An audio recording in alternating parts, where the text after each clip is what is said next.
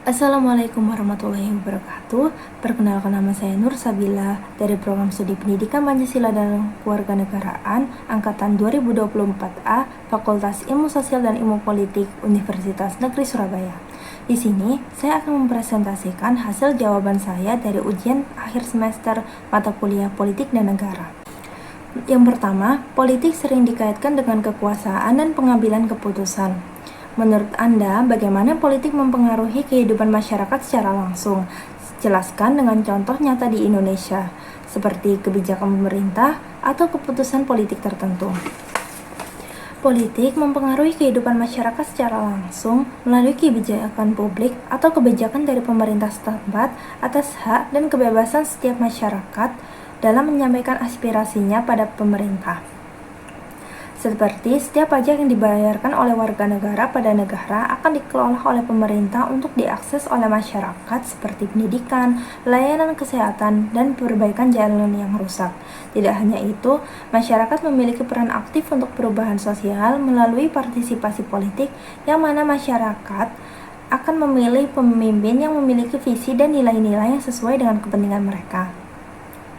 Contoh, adanya program Nasional Anti Korupsi (PNAK), di mana kebijakan anti korupsi meluncurkan program ini untuk mengurangi korupsi dan meningkatkan transparansi dalam pengelolaan keuangan negara. Kebijakan ini dipengaruhi oleh politik untuk meningkatkan kepercayaan masyarakat terhadap pemerintah. Lanjut pada soal nomor 2, bagaimana peran Pancasila sebagai dasar negara dalam menjaga stabilitas politik di Indonesia? Jelaskan dengan contoh. Pancasila memiliki peran penting dalam menjaga stabilitas politik di Indonesia. Tidak hanya itu, adanya Pancasila memastikan kebijakan selaras dengan nilai-nilai dalam Pancasila untuk menciptakan stabilitas dan politik yang demokratis. Oleh sebab itu, pentingnya pendidikan Pancasila di sekolah bertujuan menanamkan nilai-nilai kebangsaan pada generasi muda untuk menghadapi tantangan di era modern. Contohnya, program pendidikan kewarganegaraan di sekolah yang mengajarkan siswa tentang pentingnya menghargai perbedaan dan berkontribusi pada masyarakat dengan menanamkan nilai-nilai Pancasila. Dengan demikian, Pancasila tidak hanya sebagai dasar negara, namun berperan dalam menjaga stabilitas politik di Indonesia. Lanjut pada soal nomor 3, analisis kelebihan dan kekurangan sistem multipartai yang diterapkan di Indonesia. Berikan contoh kasus nyata yang menunjukkan pengaruh sistem ini terhadap stabilitas pemerintahan. Saya jelaskan dulu, sistem multipartai adalah sistem kepartaian yang melibatkan banyak partai yang bersaing untuk mendapatkan kekuasaan dan kursi pemerintahan. Sistem ini lahir dari keberagaman budaya, politik, suku, ras, agama untuk mencari loyalitas pada sebuah organisasi. Kelebihan dari sistem multipartai ini diantaranya yaitu 1. Menjalankan demokrasi dengan baik. Yang kedua, kebebasan bersuara dan berpartisipasi dalam politik.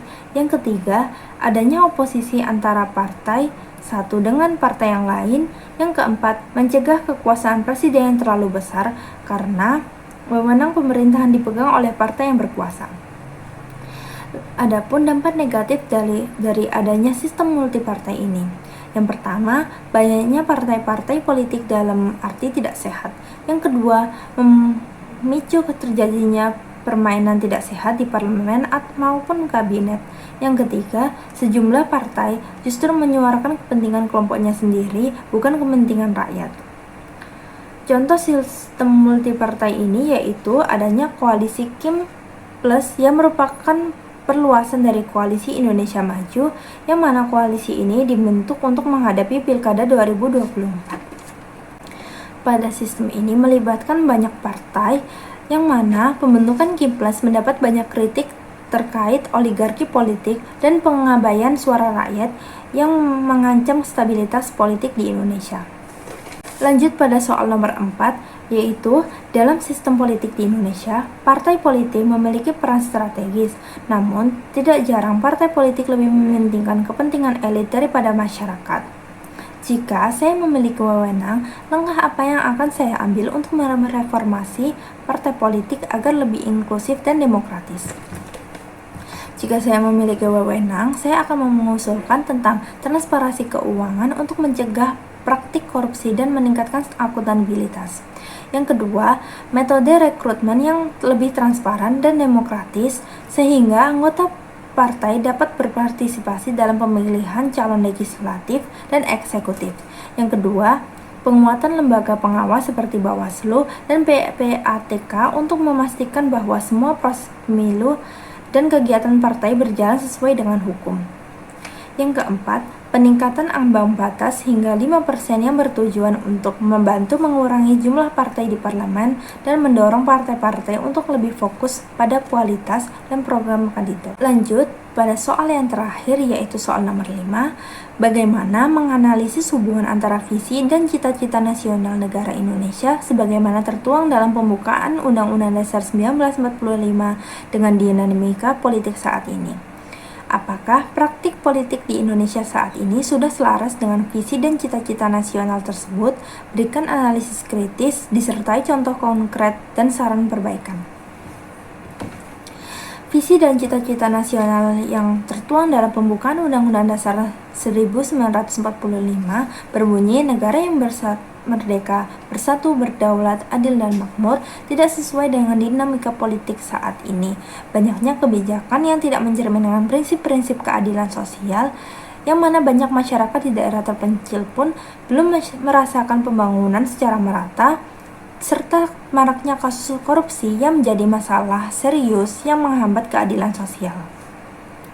Masih tingginya tingkat korupsi menunjukkan bahwa tujuan dari visi dan cita-cita nasional ini masih belum bisa terwujud. Contoh pada kasus korupsi yang dilakukan Menteri Pertanian Syahrul Yassin Limpo, yang mana tindakan ini mencerminkan penyalahgunaan kekuasaan dan menghambat upaya untuk mencapai pemerintahan yang bersih dan adil. Oleh sebab itu, untuk mewujudkan visi dan cita-cita nasional ini perlu penguatan hukum anti korupsi, menerapkan sistem transparansi dalam pengelolaan anggaran negara, merancang pembangunan yang lebih inklusif. Demikian presentasi dari hasil jawaban saya pada mata kuliah Politik dan Negara ujian akhir semester.